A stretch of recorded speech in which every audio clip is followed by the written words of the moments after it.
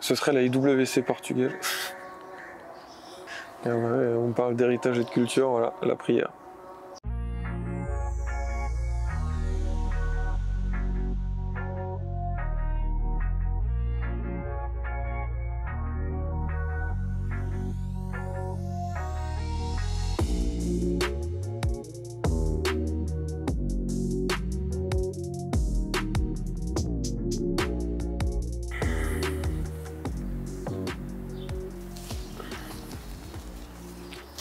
Bonjour à tous, bienvenue sur Watchalist. Aujourd'hui, on se retrouve dans un cadre un peu particulier parce qu'on est dans un hôtel de ouf à Sharjah. Donc c'est un émirat juste au nord de Dubaï.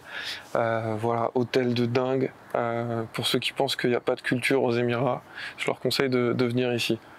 Aujourd'hui, on se retrouve pour une vidéo un peu spéciale. On est dans ce cadre très authentique, très ancré dans la culture locale.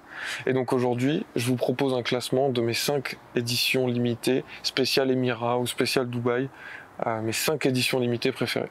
Allez, c'est parti.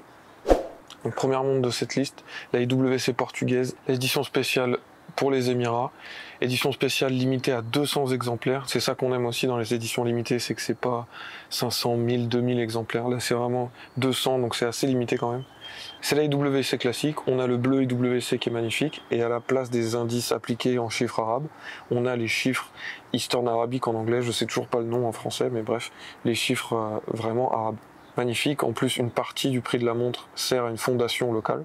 Le seul inconvénient que je trouve, c'est que c'est encore le mouvement ETA à l'intérieur, c'est pas le mouvement manufacture. Dommage pour ça. Néanmoins, on reste dans les 6-7 000 euros, le prix d'une portugaise classique. Donc voilà, pour ces prix-là, on a une portugaise qui est un peu spéciale. Et je l'ai vue qu'à un seul endroit, au Mall of Emirates. C'est le seul endroit où je l'ai trouvée. Je me demande si c'est pas le seul endroit où elle est disponible.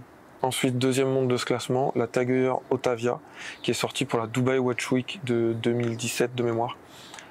Ils ont repris la Tiger Otavia qu'ils ont ressorti et ils l'ont décliné au lieu du Reverse Panda noir et blanc.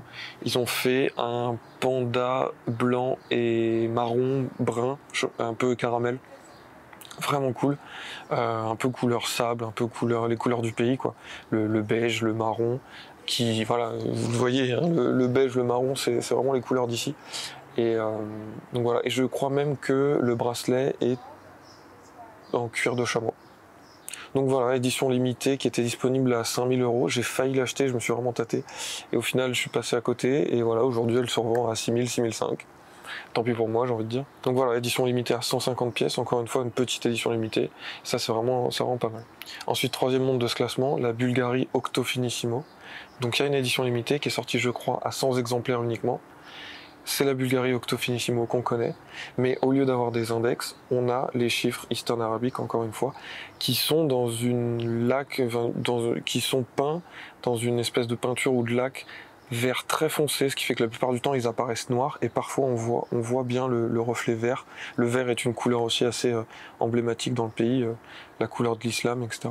Donc la Octo Finissimo, déjà un modèle que j'adore, et en plus là en édition limitée, elle est vraiment cool. Par contre, avec l'édition limitée, ils ont augmenté un peu le prix, là on est plus sur 15 000 euros la montre. Ensuite, deuxième montre de ce classement. Donc deuxième montre, Baltic, la marque française, a fait un partenariat avec une nouvelle agence, ou en tout cas un nouveau magasin ici à Dubaï qui s'appelle Perpetuel. Et ils ont fait une collaboration, une édition limitée. Vous savez, les sector dial que Baltic ont fait et qu'on adore, ils ont fait une édition limitée verte, encore une fois, avec des chiffres arabes. Vraiment magnifique cette montre. J'ai pas eu la chance d'en voir, mais déjà la Baltic de base est ouf, et en plus en vert avec les chiffres Eastern Arabic là, vraiment dingue. Et malheureusement, je me suis inscrit un peu trop tard. Il n'y en avait que 70 de disponibles, et ben voilà, elle m'est passée sous le nez. Tant pis pour moi, encore une fois, mais vraiment dingue. On reste sur le même boîtier, le même mouvement, c'est vraiment le cadran qui est nouveau. Excellent modèle. Si jamais vous en voyez un, si jamais vous en avez une, on sait jamais, écrivez-moi. Et enfin, pour moi, la meilleure édition limitée spéciale Dubaï, c'est la Recence Type 1 DXB. Donc Recence qui sort déjà des montres assez uniques, ont sorti leur modèle Type 1 avec un cadran qui reprend vraiment les motifs arabes, les arabesques, les mouches arabiées, comme disent les graphistes.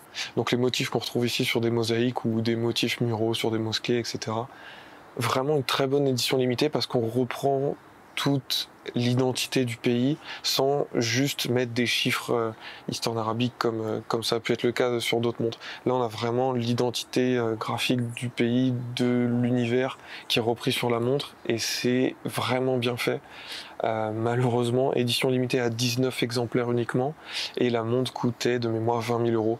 Donc voilà, au-dessus de mon budget, mais une montre très intéressante, unique. Là, il n'y en a que 19 dans le monde, donc vraiment une montre unique que j'ai malheureusement jamais vue en vrai, mais j'aimerais vraiment la voir parce que le motif sur le cadran qui laisse voir le mouvement, etc. Vraiment, je suis très curieux de voir ça en vrai. Donc voilà pour ces 5 éditions limitées qui sont celles pour moi qui reprennent le mieux l'identité, le langage, les codes couleurs du pays. Il y en a eu d'autres, hein, il y en a eu beaucoup d'autres qui ont été faites. C'est vraiment pour moi les 5 essentielles qui m'ont le plus marqué. Potentiellement, quand je vais quitter le pays, peut-être que je m'en prendrai une édition limitée Mira. Parce que franchement, ça serait l'occasion de marquer le coup, de me rappeler l'histoire, toutes les années que j'ai passées dans ce pays. Et en même temps, voilà, ça reste des très belles montres, très bel objet, très belle manufacture, etc. Donc ce serait pour moi l'occasion d'allier les deux et de garder un très bon souvenir de mon passage dans ce pays. Donc si vous vivez à Dubaï ou si vous passez à Dubaï et vous voulez marquer le coup, ça peut être aussi l'occasion, vous pouvez avoir le même raisonnement que moi. Dites-moi aussi parmi les 5 lesquels vous préférez, quelle serait pour vous la meilleure montre qui symbolise le mieux le pays. Voilà, c'est tout pour aujourd'hui, à la semaine prochaine, ciao.